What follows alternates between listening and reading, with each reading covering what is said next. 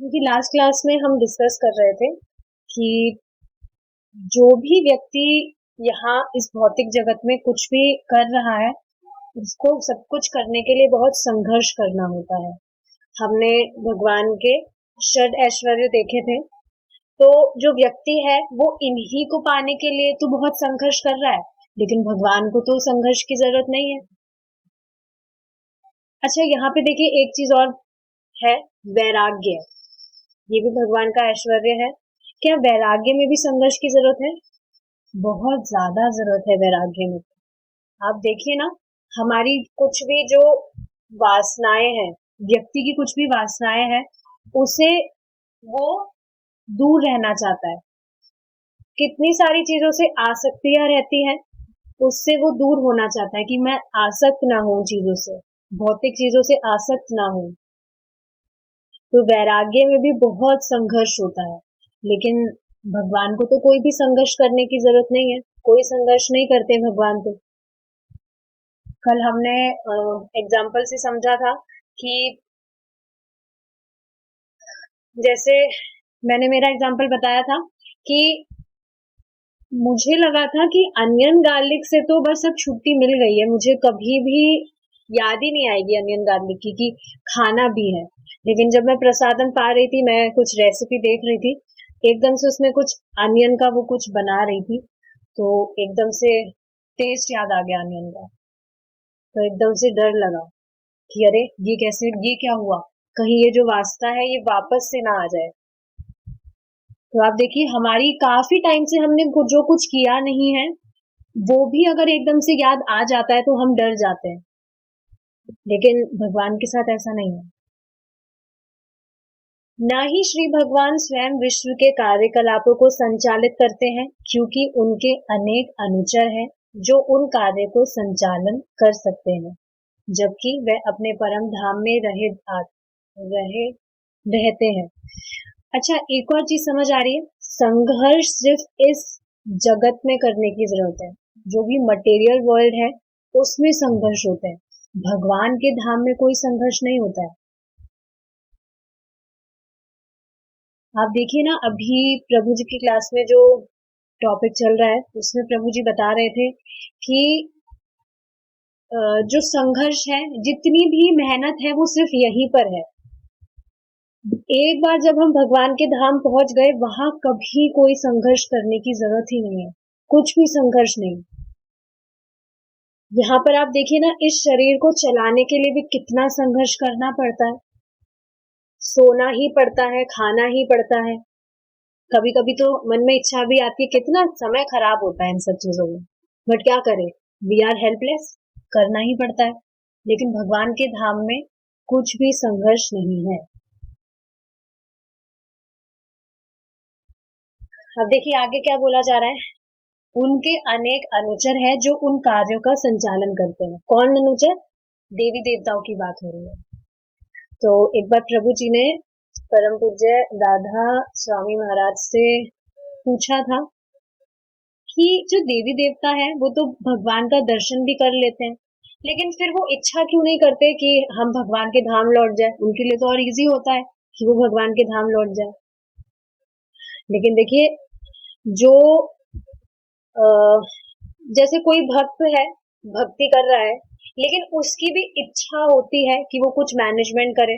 जैसे आप टेम्पल की बात देख लीजिए, टेम्पल में भी तो मैनेजमेंट के लिए चाहिए होते हैं, भक्ति करते हैं मैनेजमेंट, उनकी इच्छा है क्योंकि।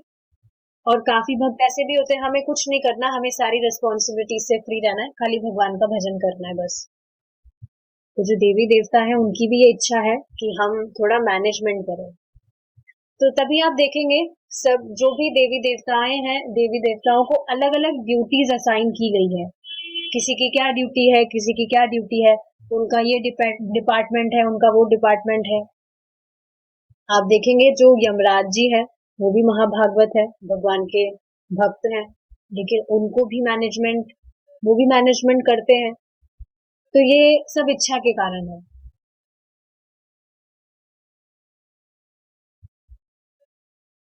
इसकी पुष्टि श्री ईशो उपनिषद में की गई है। अपने धाम में स्थित होते हुए भी भगवान मन से भी अधिक वेगवान है और दौड़ने में सबसे आगे निकल जाते हैं। शक्तिशाली देवता भी उन तक नहीं पहुंच सकते। एक स्थान पर स्थित होते हुए भी वे वायु और वर्षा के देवताओं पर नियंत्रण रखते हैं। तो देख पा रहे हैं, जो देवी देवता हैं, कुछ भी वो काम कर रहे हैं तो खुद की सामर्थ्य से नहीं कर रहे। They are dependent on God. Krishna पर डिपेंडेंट है, उनसे इतर कुछ भी नहीं है। आप सोचिए ना कि भगवान कितने महान है। हम हमेशा चिंता करते रहते हैं कि आगे हमारा कैसे पालन होगा, कैसे चलेगा, कैसे चलेगा। पर आप सोचिए अभी कैसे चल रहा है। अभी भी तो भगवान ही चला रहे हैं। सोचने वाली बात क्या है, हमेशा हमें बहुत ज्यादा एंथुजियास्ट रहना चाहिए ये सब विचार करके। क्या विचार करके? कि जो व्यक्ति भक्ति नहीं कर रहा है, भगवान उसका भी तो कितना ध्यान रखते हैं। एक जो मामूली सी चींटी है, वो भी कभी भूखी नहीं मरती। कोई भी व्यक्ति नहीं है, स्पेशली भक्त की बात की जाए, कि भूखा सोया हो। भूखा तो कोई मर ही नहीं सकता, मरता ही नहीं है। तो कौन सबका ध्यान रख रहा है? कौन रख रहा है सबका ध्यान? भगवान रख रहे हैं। चाहे से वो कुछ कोई भी जीव हो। जैसे एक जो माँ है, अपने बच्चे को कितना वो पैम्पर करती है, कितना ध्यान रखती है, कभी भी सोचती भी नहीं है कि मेरा बच्चा भूखा रहे। तो उसी तरह से भगवान की हम सब संतान ही तो है। तो जो भक्ति नहीं, आप देखिए ना, जो नालायक बच्चा भी होता है माँ का, उसका भी माँ कल्याण ही करना चाहती है। ऐसी भावना नहीं आती कि ये तो बहुत नालायक है, मैं तो इसको कहीं जाकर पटक के आ जाऊं। ऐसी कभी भावना नहीं आती। तो आप सोचिए, जो भक्ति नहीं कर रहा वो नालायक नालायकी तो दिखा रहा है अपनी। है भगवान का अंश, लेकिन भगवान से विमुख है, भगवान से मुड़ा हुआ है। नहीं, मैं तो आपका नाम भी नहीं लूंगा, आपकी शक्ल भी नहीं देखनी मुझे। तो यही तो है। नहीं तो और का क्या कारण हो सकता है भक्ति नहीं करने का? लेकिन आप देखिए, उसका भी भगवान ध्यान रखते हैं। अब दूसरी तरफ देखिए, जो बच्चा माँ का कहना मानता है हमेशा, माँ का लाडला जिसे बोलते हैं, तो जो भक्त है वो भगवान के लाडले ही तो है। भगवान की हर बात मानते हैं। भगवान भगवान हर चीज भगवान जो देते हैं उसके लिए कृतज्ञ रहते हैं, बहुत ग्रैटिट्यूड रखते हैं अपने मन में। तो क्यों नहीं भगवान उनका पालन करेंगे? तो देखिए, नेग्लेक्ट करने को नहीं बोला जा रहा, बस ये समझाया जा रहा है कि चिंता का कोई स्कोप नहीं है। चिंता करने से क्या होगा? हमारे चिंता करने से पानी भी नहीं उबल सकता। तो चिंता करने से मतलब क्या है? क्यों चिंता करनी चाहिए? कुछ भी चीज हो, हमेशा हमारे मन में बस एक ही चीज रहनी चाहिए कि कृष्णा है ना, कृष्णा सब संभाल लेंगे। हमेशा आप देखेंगे, जब भी आप ये सोचेंगे, आधी से ज्यादा जो भी मतलब आपका मन जो है बहुत भारी भारी सा होता है, बहुत हल्का हो जाएगा।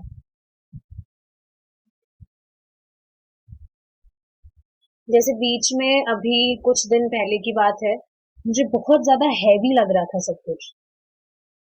बस ऐसा लग रहा था बहुत टाइम खराब हो रहा है, कुछ भी मैं नहीं कर पा रही, ये वो।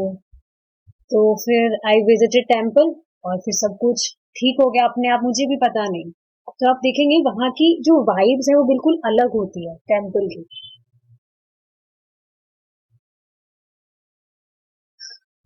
सो we should try to take some break not from the bhakti, break in sense कि कभी कभी हमें एटलीस्ट ट्राई करना चाहिए कि महीने में हम 2-3 बार तो टेम्पल विजिट करेंगे। सो आई हैव ऑल्सो डिसाइडेड कि मैं हर एकादशी को टेम्पल जाया करूंगी। अब जरूरी है, जाना चाहिए। तो हाँ, ये बात सोचने की है कि जो नालायक बच्चा है उसके लिए भी माँ हमेशा अच्छा सोचती है। तो हम तो भगवान की बात करें तो हम तो भगवान की खुद भक्ति कर रहे हैं। तो हमारा कैसे पालन नहीं करेंगे भगवान? तो चिंता नहीं करनी चाहिए, ये चीज है। ठीक है। एक स्थान पर स्थित होते हुए भी वह वायु वर्षा के देवताओं पर नियंत्रण रखते हैं। वह श्रेष्ठता में सर्वोत्तम है। श्री ईशोपनिषद मंत्र 4।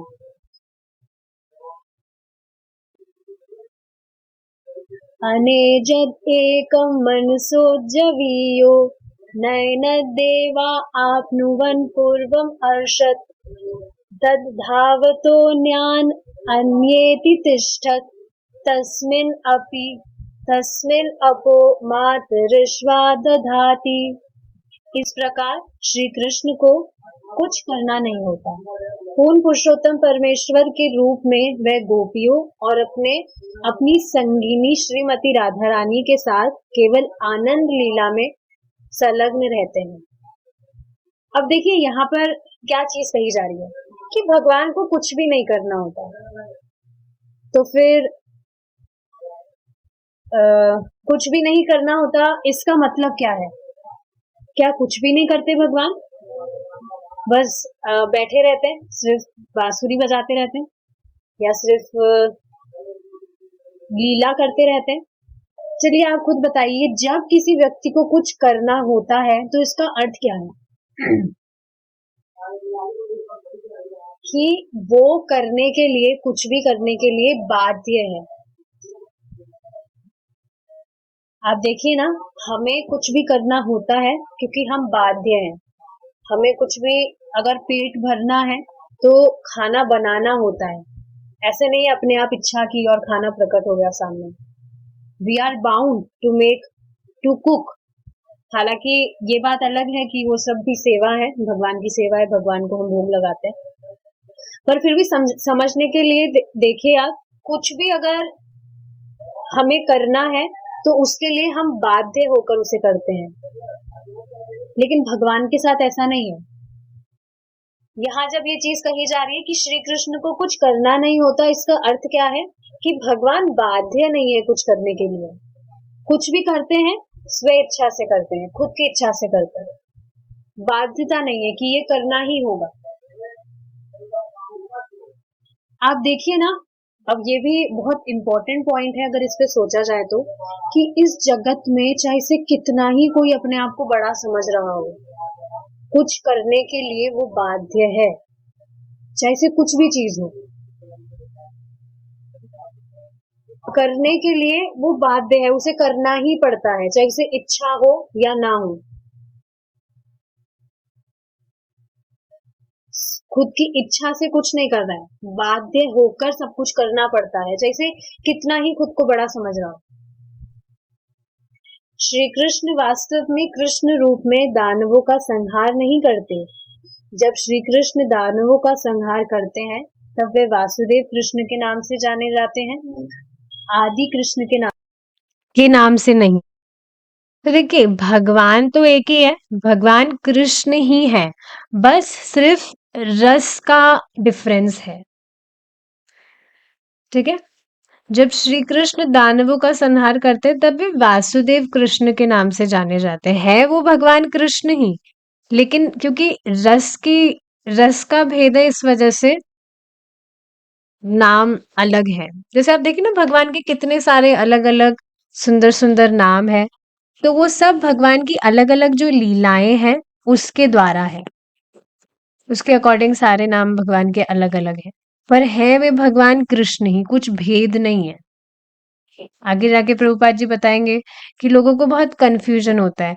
जैसे परम पूज्य राधा गोविंद महाराज की कथा सुन रही थी मैं, तो उसमें महाराज बता रहे थे कि हाँ, भगवान कृष्ण तो भगवान है, हम मान सकते हैं, क्योंकि इस तरह से अलग अलग लीलाएं करते हैं, कोई साधारण व्यक्ति इस तरह से दिव्य लीलाएं नहीं कर सकता। लेकिन ये जो भगवान राम हुए हैं, ये भगवान नहीं हो सकते हैं। स्त्री के पीछे ऐसे आसक्त है, कैसे भगवान कोई हो सकते हैं? तो समझना चाहिए कि भगवान राम भी भगवान कृष्ण ही है, कोई भेद नहीं है। लेकिन बस लोगों की इस तरह से अलग अलग, मतलब अपनी जड़ बुद्धि से, अगेन वो जड़ बुद्धि से भगवान को नहीं समझा जा सकता है, तो जड़ बुद्धि लगा रहे अपनी। तो है भगवान कृष्ण ही, उसमें कोई भेद नहीं है, लेकिन बस रस का भेद है, ये चीज है। भगवान श्री राम के रूप में जब भगवान कृष्ण आए तो मर्यादा पुरुषोत्तम थे, उसमें एक ही वाइफ स्वीकार किए भगवान। तो इस तरह से सारी चीजें हैं। जब कृष्ण स्वयं का विस्तार करते हैं तब वे सर्वप्रथम बलराम, फिर संकर्षण, फिर प्रद्युम्न, फिर अनिरुद्ध और फिर वासुदेव के रूप में अपना विस्तार करते हैं। देखिए, समझने वाली बात क्या है, बहुत इंटरेस्टिंग चीज है ये, कि भगवान Krishna original personality of God head is Golok Bihari Shri Krishna. तो भगवान श्री कृष्ण अपने आप को अलग अलग रूपों में विस्तार करते हैं। The very first expansion of Lord Krishna is Lord Balram. सबसे पहले जो भगवान के विस्तार रूप है वे श्री बलराम है और वासुदेव है। और आप देखेंगे फिर श्री बलराम से ही बाकी सारे इनकारनेशंस एक्सपेंड होते हैं। मतलब अपने आप का भगवान अपने आप को श्री बलराम जी से ही बाकी सारे जो रूप है भगवान के वो एक्सपेंड होते हैं। जैसे संकर्षण हुए, फिर प्रद्युम्न हुए, फिर अनिरुद्ध हुए, फिर वासुदेव हुए। ऐसे करते करते इसका एक पूरा चार्ट है, आगे जाके हम इसको डिस्कस करेंगे, डिटेल में बताया गया है वहां पे ना। मथुरा और द्वारिका में कार्य करते हैं, किंतु अपने आदि कृष्ण रूप में वे वृंदावन में ही रहते हैं। यह बात असमंजस में डाल देने वाली लगती है। यहाँ तक कि बंगाल के महान उपन्यासकारों में से एक व्यक्ति भ्रम में पड़ गया और उसने सोचा कि वृंदावन के श्री कृष्ण, द्वारिका के श्री कृष्ण और मथुरा के श्री कृष्ण तीनों भिन्न व्यक्ति थे। तो देखिए, एक डिवोटी थे, उनके माइंड में भी ये क्वेश्चन आया था कि जो भगवान है जिन्होंने कंस का वध किया और जो लीला करते हैं, मतलब रास लीला, तो अलग अलग कृष्ण है। अब बताइए ऐसा कैसे हो सकता है, अलग अलग कैसे, भिन्न व्यक्ति कैसे हो सकते हैं, भगवान तो एक है। समझने वाली बात क्या है कि अलग अलग रूप में विस्तार करते हैं भगवान, ये चीज है।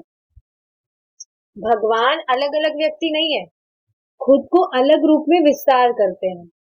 जैसे आप देखिए कि 16,108 रानियां हैं भगवान की, भगवान ने 16,108 रूप में अपने आप को विस्तार कर दिया। तो क्या इसका अर्थ ये हो गया कि 16,108 अलग अलग व्यक्ति है कृष्ण, उनके रूप विस्तारित हो गए, ये चीज है। भगवान वो एक ही है। अब ये जो चीज है, श्रील प्रभुपाद जी खुद कह रहे हैं कि ये बात असमंजस में डाल सकती है, कंफ्यूज हो सकता है व्यक्ति, अरे ऐसा कैसे हो सकता है। देखिए, भगवान ऐसी ऐसी चीजें करते हैं जिससे व्यक्ति खुद परप्लेक्स हो ही जाता है, ये कैसे हो रहा है, ये कैसे हो सकता है। पर भगवान तो भगवान है, कुछ भी कर सकते हैं। और कंफ्यूजन वाली बात इस वजह से भी है क्योंकि जो व्यक्ति है सब कुछ इमेजिन भी नहीं कर सकता। आप खुद सोचिए ना, हम इस जगत में हैं, हमें कितना संघर्ष करना पड़ता है हर एक चीज के लिए। अब क्या हम ये इमेजिन भी कर सकते हैं कि भगवान के धाम में कोई संघर्ष नहीं है, सिर्फ आनंद ही आनंद है, कुंठा का कोई स्कोप ही नहीं है, तभी तो उसको वैकुंठ कहते हैं। पर हम कहाँ इमेजिन कर सकते हैं। हमने सिर्फ थोड़ा बहुत, हमने थोड़ा बहुत सुख ही एक्सपीरियंस किया है, वो भी क्षणिक। इस वजह से हम इस चीज की कल्पना भी नहीं कर सकते कि जो शाश्वत आनंद है वो क्या होता है, असीमित आनंद क्या होता है, इसकी हम कैलकुलेशन भी नहीं लगा सकते, कभी इमेजिन भी नहीं कर सकते। आप खुद बताइए ना, जो व्यक्ति हमेशा से ही जेल में रहा है वो कैसे सोच सकता है कि बाहर कैसा जीवन हो सकता है, कैसी स्वतंत्रता रहती है, आराम से जो मन हो खाओ, जो मन हो सो, जब मन करे सो, कैसे वो इसकी कल्पना कर सकता है। जेल में तो उसने हमेशा रूखा सूखा ही उसको खाने को मिलता है और अंधेरी कोठरी में वो पड़ा रहता है, तो कैसे फिर वो इमेजिन भी कैसे कर सकता है उसने जो चीज कभी देखी ही ना हो। पर लोगों से सुनता है तो फिर उसके दिमाग में आता है कि हाँ हाँ ऐसे भी होता है। उसी तरह से जब हम शास्त्र सुन रहे हैं तो हाँ हम एक अंदाजा लगा सकते हैं, पर कल्पना खुद भी नहीं कर सकते। खुद सोचिए ना, असीमित आनंद कहाँ हम लगा पा रहे हैं इसका, कहाँ हम इमेजिन कर पा रहे हैं। हमेशा हमने सीमित चीजें देखी हैं, हर चीज लिमिट बाउंडेशंस में देखी है, उसका कारण ये है। हाँ, तो ये चीज समझनी चाहिए कि जो कृष्ण है वो अलग अलग व्यक्ति नहीं होते हैं जब वो अपने आप को अलग अलग रूपों में विस्तार करते हैं। किंतु यदि हम श्री कृष्ण के विस्तार के तत्व को जान ले तो यह समझना कठिन नहीं है कि श्री कृष्ण वास्तव में एक ही है। श्री कृष्ण वही है और अद्वितीय है। अद्वितीय मतलब उनके जैसा कोई दूसरा व्यक्ति नहीं है, किंतु वह अपने को कोटि कोटि रूपों में अर्श विस्तृत कर सकते हैं। यह सब उनके आनंद के लिए होता है। जैसे हमने 16,108 रूपों का एग्जाम्पल लिया। जैसे भगवान 16,108 रूपों में भगवान ने अपने आप को विस्तारित किया, तो आप देखेंगे किसी एक रानी के साथ भगवान माखन खा रहे हैं, तो किसी दूसरी रानी के साथ उसी सेम टाइम पे भगवान सो रहे हैं। आप खुद देखेंगे एक स्टोरी है जिसमें नारद जी भी खुद कंफ्यूज हो जाते हैं, अरे ये कैसे हो रहा है। अभी तो मैंने भगवान को देखा था कि भगवान तो रुक्मणी जी के साथ में कुछ भोजन कर रहे थे, और अब यहाँ पर दूसरी रानी के साथ वो सो रहे हैं, यहाँ दूसरी रानी के साथ में कुछ वार्ता कर रहे हैं। नारद जी खुद भी कंफ्यूज हो गए थे। तो भगवान की जो लीला है वो हर किसी को कंफ्यूज कर सकता है, हर किसी को कंफ्यूज कर सकती है। ऐसे अद्भुत भगवान है। तो ये सब भगवान के आनंद के लिए होता है। तो आप देख रहे हैं भगवान कुछ भी करने के लिए बाधित नहीं है, बस भगवान हमेशा आनंद में रहते हैं, अपनी इच्छा से जो उनका मन करता है करते हैं। This is called independency. Dependent नहीं है भगवान। और आप यहाँ देखिए, चाहे से व्यक्ति कितना ही अपने आप को बहुत बड़ा समझ रहा हो, ही इज ऑलवेज डिपेंडेंट। जैसे कोई बहुत बड़ा धनी व्यक्ति है तो किस पर डिपेंडेंट है, वो अपने धन पर डिपेंडेंट है, जिस वजह से वो अपने आप को बहुत बड़ा समझ रहा है। अब आप सोचिए वो धन ही उससे छीन लिया जाए तो कितना हेल्पलेस हो जाएगा वो। डिपेंडेंसी आ गई। या कोई व्यक्ति अपने आप को बहुत सुंदर समझ रहा है, और वो सुंदरता ही उसकी जैसे टाइम के साथ साथ एज निकली वो क्षीण हो जाए तो वो हेल्पलेस हो जाएगा। लेकिन जो भगवान है वो डिपेंडेंट नहीं है किसी भी चीज पर। एंड ऑफ कोर्स जो जीव है जब भगवान के धाम लौट जाएगा उसकी भी ये गति हो जाएगी।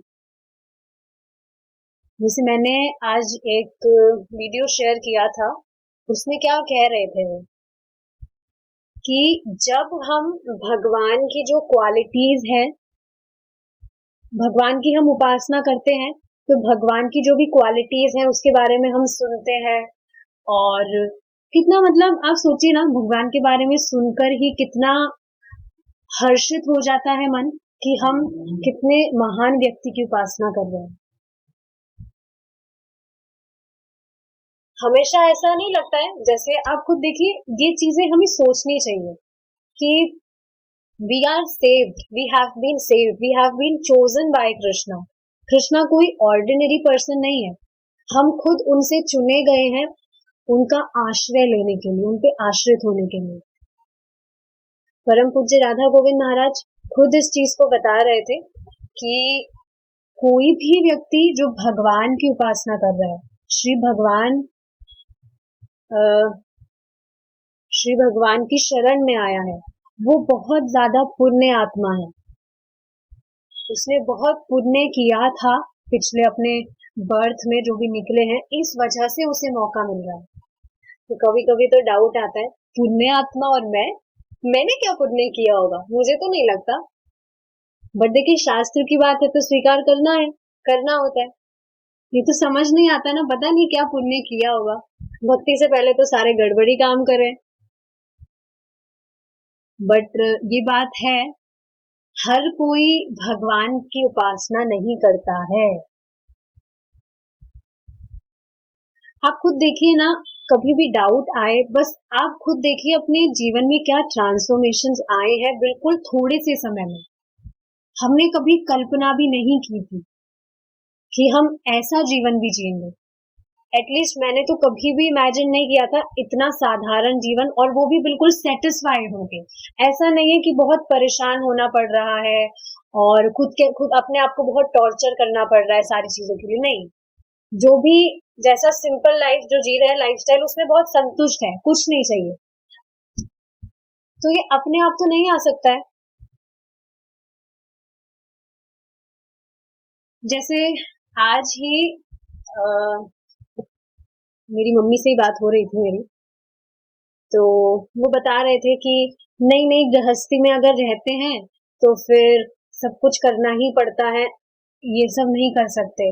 जो भी मतलब हमारी जो भी अनवांटेड डिजायर्स हैं वो पूरी करनी ही पड़ती है, बिना मतलब की चीजें करनी ही होती है। तो फिर मैंने कहा कि ठीक है, मैं आपको चैलेंज करती हूँ, अगर कृष्णा चाहेंगे, अगर I will also be entering into गृहस्थ आश्रम, तो मैं आपको ये प्रूफ करके बताऊंगी कि ऐसा नहीं होता। गृहस्थी में भी व्यक्ति भक्ति कर सकता है, और जरूरी नहीं है कि अपनी जो भी अनवांटेड डिजायर्स हैं उसको वो कंप्लीट करे। डिजायर मतलब समझिए, वस्तु इकट्ठा करना, ये लेना वो लेना वो लेना, तो ऐसा जरूरी नहीं है। तो फिर वो खुद ही कहने लगे कि नहीं नहीं, तुम्हारी तो लाइन ही अलग है। जो भगवान में मतलब लीन हो जाता है, भगवान की भक्ति करता है, उसको फिर और कुछ चाहिए ही नहीं होता है। तो आप देख रहे हैं, शी इज ऑल्सो अप्रिशिएटिंग। तो मैं यही सोच रही थी कि प्रभु जी बताते हैं, कोई भी व्यक्ति चाहे से खुद भक्ति नहीं कर रहा हो, पर अप्रिशिएट कर रहा है, तो उसकी भी आगे जाके गति होगी कि वो भी भक्ति करे। तो आप देख रहे हैं, हो सकता है व्यक्ति भक्ति ना कर रहा हो, ऐसा नहीं है मम्मी भक्ति नहीं कर रही है, she is also chanting, but हाँ इतना सीरियसली नहीं। तो ऐसा नहीं है कि कोई व्यक्ति भक्ति नहीं कर रहा है, बट भक्त को देखकर उसको भी समझ आता है कि हाँ, ये तो कितना ऐसे जीवन जी रहे हैं, अच्छा जीवन जी रहे हैं। सो दे ऑल्सो अप्रिशिएट, चाहे से खुद इतना नहीं कर पा रहे। तो देख पा रहे हैं आप। और ऐसा नहीं है कि आप देखेंगे भक्ति करते हैं तो अपने आप ही लोग अप्रिशिएट करने लगते हैं, हमें चाहिए नहीं होता है फिर भी बहुत अप्रिसिएशन करने लगते हैं। बट समझना चाहिए कि वो टेस्ट होता है, ऐसा नहीं अप्रिसिएशन मिल रहा है तो हम बहुत फूल जाए, अरे वाह हमारे जैसा तो कूल कोई नहीं है, हम तो बहुत बढ़िया डिवोटी हो गए। नहीं, हमेशा सेफ रहना चाहिए। और भक्त ऐसे ही होता है, वो मतलब कुछ भी जीवन में आता है तो बस उसको यही चिंता लगी रहती है कि मेरा पतन ना हो जाए। और ये बहुत अच्छी बात है, ऐसा होना भी चाहिए। आप सोचिए ना, ज्यादा एप्रिसिएशन मिल रहा है। इनफैक्ट एटलीस्ट मैं मेरी बात बताती हूँ, भक्ति से पहले थोड़ा भी मुझे कोई अप्रिशिएट करता था, मैं बहुत ज्यादा बांस पर चढ़ जाती थी कि अरे मेरे जैसा तो कोई नहीं है, देखो देखो। और बार बार जैसे थोड़ी सी भी किसी ने तारीफ की तो वो मेरे दिमाग में चलता रहता था कि हाँ ये चीज है, ये चीज है।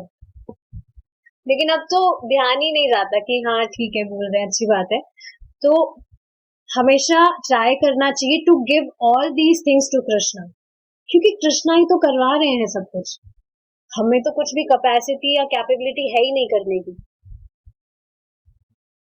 Surrender everything to Krishna. Appreciation जो आ रहा है कृष्णा आपके लिए, देखिए आपको अप्रिशिएट किया जा रहा है, तो ये बहुत अमेजिंग चीज है। और दूसरी तरफ ही अगर जो भक्त है वो बहुत खुद को हीरो समझने लगे, प्राउड करने लगे, तो वो अच्छी बात नहीं है, उससे फिर पतन होता है, भक्ति फिर ज्यादा दिन तक नहीं चल पाएगी। भक्त का स्वभाव ही क्या है, तृणादपि सुनिचेन, तृणादपि सुनिचेन, तरोरपि सहिष्णुना। हमेशा अपने आप को बहुत नीचे मानना चाहिए।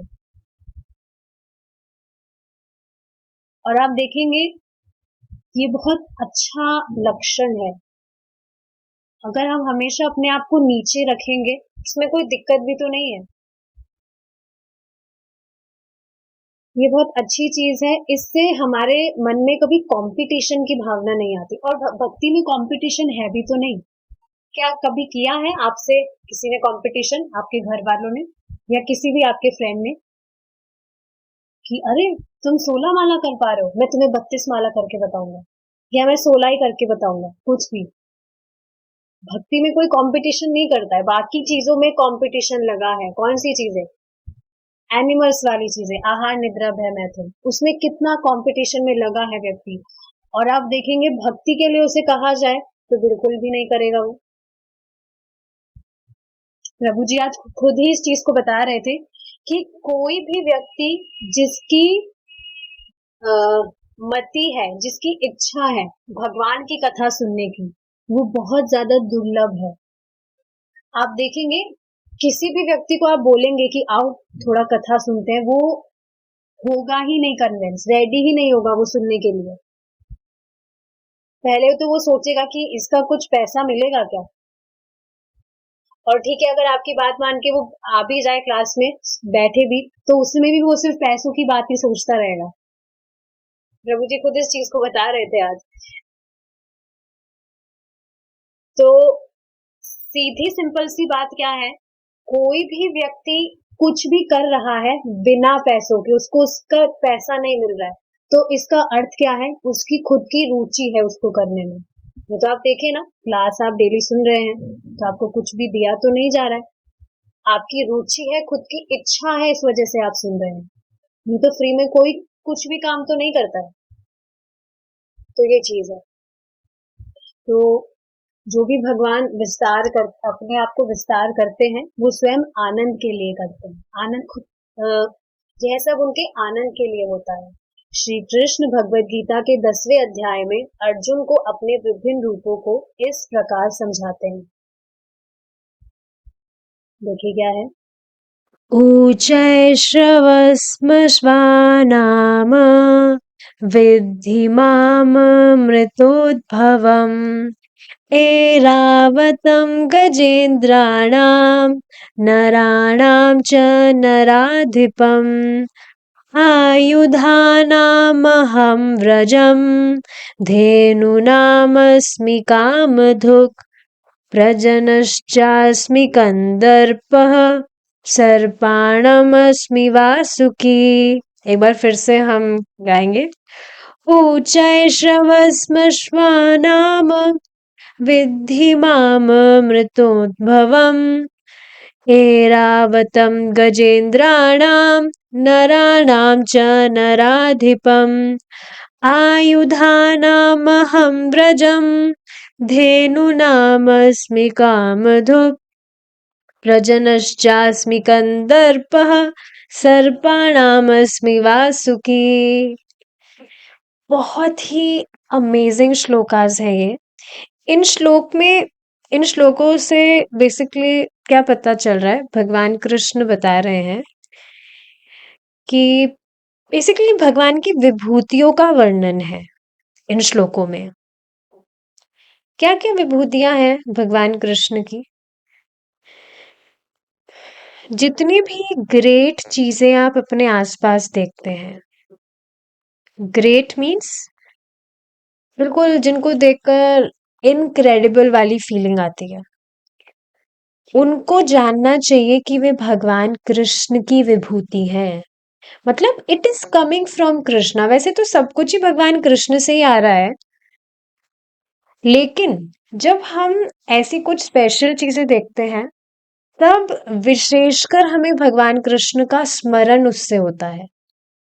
जैसे सच में जब ये श्लोक प्रभु जी ने डिस्कस किया था, तो इसमें यही बताया गया था कि आप जो भी तेज आंधी देखते हैं, तो नॉर्मल हवा तो चलती है, लेकिन तेज आंधी का आना वह भगवान कृष्ण की विभूति है। उससे भगवान का स्मरण हो। तेज बारिश आ रही है, वे भगवान कृष्ण की विभूति है। ऐसे करते करते you become more and more Krishna conscious. जब आप इस तरह से कुछ भी आपके आसपास हो रहा है, आप चीजें एक्सपीरियंस कर रहे हैं और उस समय आपको भगवान कृष्ण की स्मृति हो रही है। कोई भी व्यक्ति बहुत सुंदर गा रहा है, तो वह आवाज उस वक्त तुरंत हमें भगवान कृष्ण का स्मरण होना चाहिए कि हाँ, ये सुंदर टैलेंट कहाँ से आ रहा है, भगवान कृष्ण से आ रहा है। अब सोचिए ना, जब इस तरह से व्यक्ति विचार करेगा तो कहाँ ही कुछ द्वेष का स्कोप रह जाएगा। सामान्यता इस भौतिक जगत में ऐसा ही तो होता है।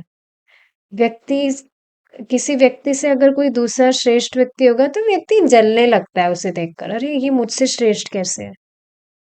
लेकिन जब इस तरह से व्यक्ति कृष्णा कॉन्शियस होता है तो द्वेष का तो कोई स्कोप ही नहीं रहता है, बल्कि उसको भगवान कृष्ण का स्मरण होता है अपने से किसी श्रेष्ठ व्यक्ति को देखकर कि हाँ, ये जो क्वालिटी है कहाँ से आ रही है, भगवान कृष्ण से आ रही है, और वास्तव में भगवान कृष्ण से ही सब कुछ आ रहा है। So this is really amazing quality that like this we are remembering Krishna. तो देखिए इसका अनुवाद देखते हैं हम।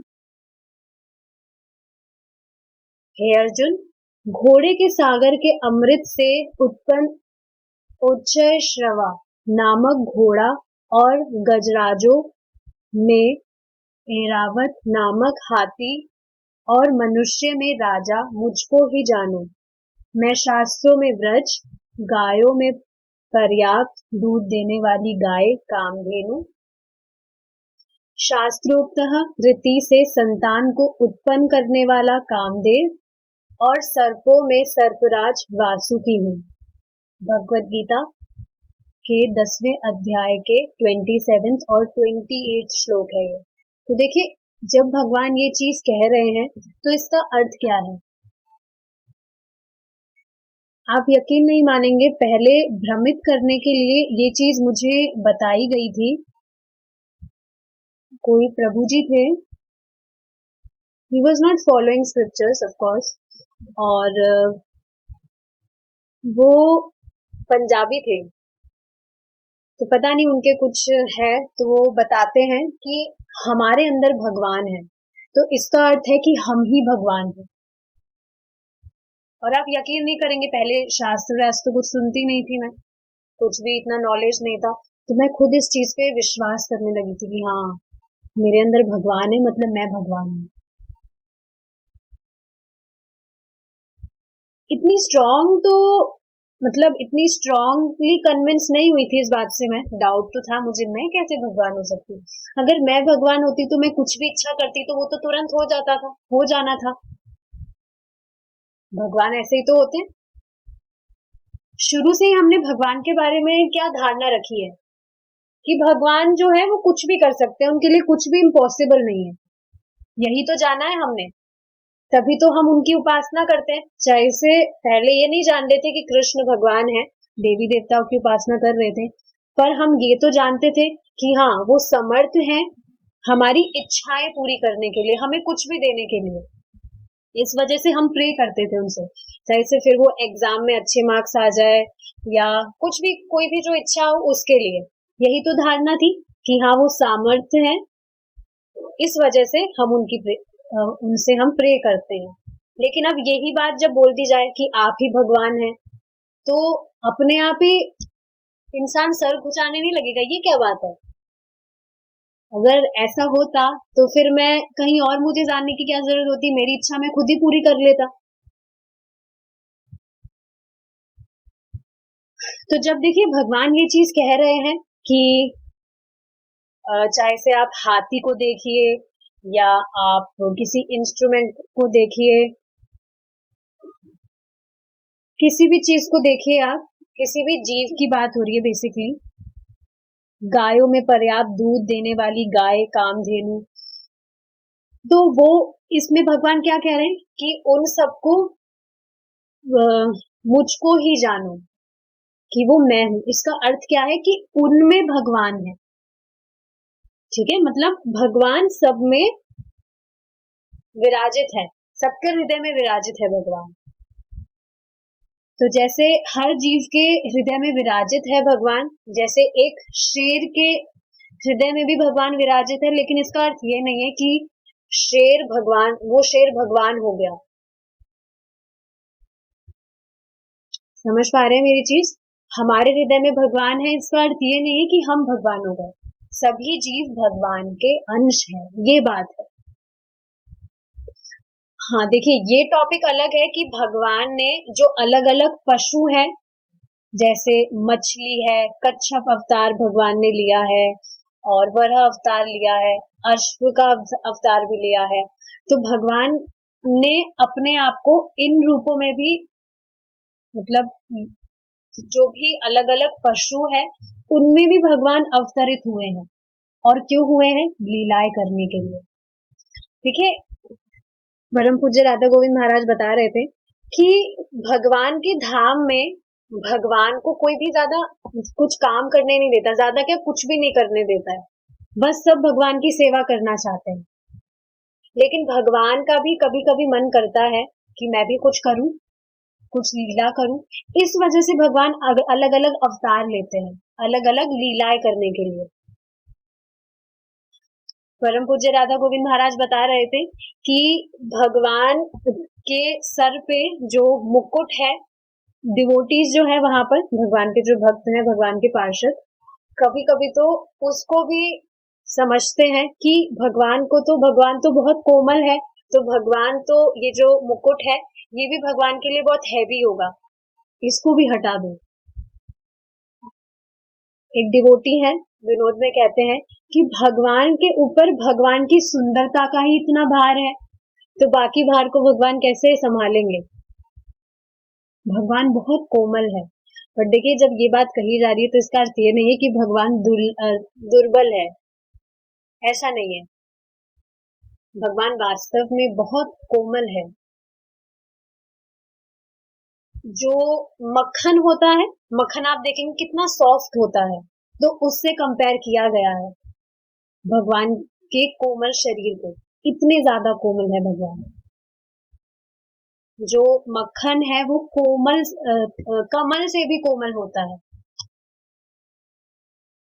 तो ये चीज है, भगवान जो भी अलग अलग अवतार लेते हैं, भगवान लीलाएं करने के लिए करते हैं। जैसे आप देखेंगे, भगवान ने जो कच्छप अवतार लिया था अमृत महोत्सव के टाइम, जिसमें क्षीर सागर को मथा गया था, तो उसमें भगवान ने क्या किया था, खुद की पीठ के ऊपर, कच्छप समझ रहे हैं, कछुआ, वो अवतार लिया भगवान ने, और खुद की पीठ के ऊपर जो पर्वत होता है उसको रगड़वाया था।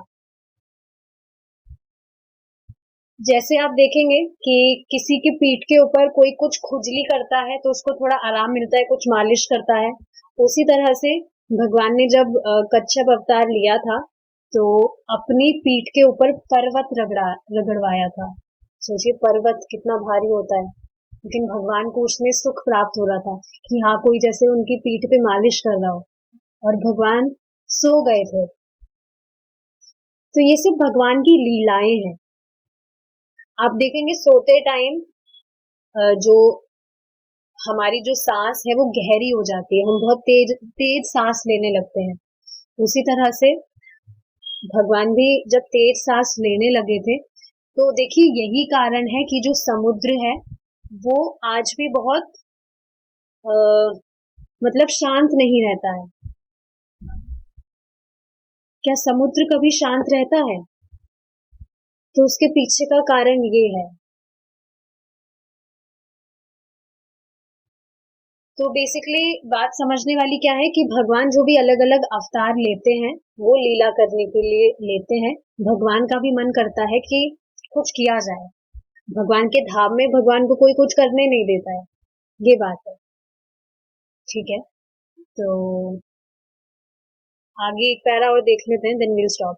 भगवान कृष्ण इसी अध्याय में आगे इस भौतिक सृष्टि में अपनी अनेक महान विभूतियों की गणना करते हैं और बताते हैं कि उनमें से प्रत्येक शक्ति किस प्रकार उनका प्रतिनिधित्व करती है। इन विभूतियों का सविस्तार वर्णन करते हुए अंत में निष्कर्ष देते हैं। तो देखिए ये जो है we will continue it in our next class. ठीक है, we'll stop here now. Question मैं देखती हूँ किसी का है तो। मैं तो एक बार भी कृष्णा मंदिर नहीं गई, मैं बहुत ही छोटे से गांव में रहती हूँ और यहाँ एक भी कृष्ण मंदिर नहीं है। देखिए माता जी, मैं खुद भी कभी मंदिर नहीं गई, आपको पता है। इस्कॉन टेम्पल तो मैं मेरे पूरे लाइफ में जहां मैं रहती हूँ सिर्फ 2 बार इस्कॉन टेम्पल गई हूँ, दैट इज इट। पूरी लाइफ की बता रही हूँ। पास में जैसे पास में गोविंद देव जी का मंदिर है यहाँ जयपुर में, तो वहां आना जाना होता है। वैसे कभी कमी महसूस नहीं होती। जैसे हम पूरा प्रोग्राम ऑनलाइन अटेंड करते हैं, सुबह मंगला आरती हम अटेंड करते हैं, दर्शन तो भगवान का होता है। वास्तव में कभी कमी महसूस नहीं हुई। ऐसा ही लगता है कि भगवान के धाम में ही तो रह रहे हैं, वृंदावन। पृथ्वी पर भगवान का जो धाम है वो वृंदावन धाम है, राइट। तो कभी कमी महसूस हुई नहीं। तो छोटा मोटा मंदिर हो तो आप जा सकते हैं वहां, और अगर नहीं है तो फिर घर पर तो सब कुछ चल ही रहा है। कभी कभी आप जा सकते हैं, यू कैन विजिट वृंदावन, कभी कभी मन करता है तो कहीं भी जा सकते हैं, किसी भी मंदिर में। मैं बस मेरा बता रही हूँ कि मेरा कभी मुझे महसूस नहीं हुआ कि जाना है, क्योंकि सब कुछ ऑनलाइन अटेंड कर रहे हैं। देखिए एसोसिएशन भी सब कुछ मिल रहा है, भगवान का दर्शन भी होता है, तो कभी कमी महसूस ही नहीं हुई ये चीज। ठीक है, we'll stop here now. Srila Prabhupada की जय, निताय गौर प्रेमानंदे, हरि बोल।